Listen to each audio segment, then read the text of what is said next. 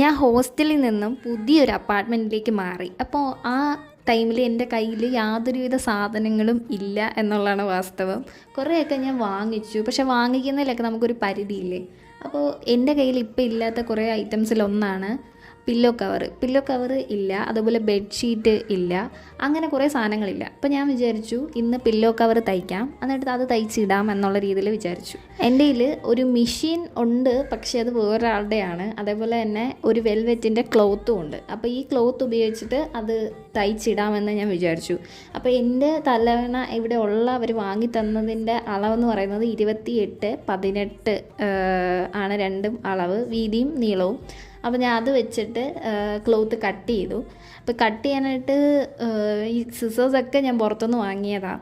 So ഞാൻ ഈ അളവ് വെച്ചിട്ട് ഒരു പീസ് കട്ട് ചെയ്തെടുത്തു. എനിക്ക് ഇലക്ട്രിക് മെഷീൻ അങ്ങനെ യൂസ് ചെയ്ത് പരിചയമില്ല, ഞാൻ ഫസ്റ്റ് ടൈമായിട്ടാണ് യൂസ് ചെയ്യുന്നത്. അതുകൊണ്ട് ആദ്യമൊക്കെ കുറച്ച് പാട് കിട്ടു, പക്ഷേ ഞാൻ ദാണ്ട ഇങ്ങനെ തയ്ച്ചെടുത്തു. ഇത് ഞാൻ തലവണയിൽ, അതായത് എൻ്റെ കയ്യിരിക്കുന്ന തലവണയിൽ ഇട്ട് നോക്കിയപ്പോൾ ഓക്കെ, കറക്റ്റ് ഫിറ്റാണ്. അത് ഇനിയിപ്പോൾ പ്രത്യേകിച്ച് പ്രശ്നമൊന്നുമില്ല. വളരെ സോഫ്റ്റാണ്, വെൽവെറ്റ് തുണിയായതുകൊണ്ടായിരിക്കും, വളരെ സോഫ്റ്റായിരുന്നു.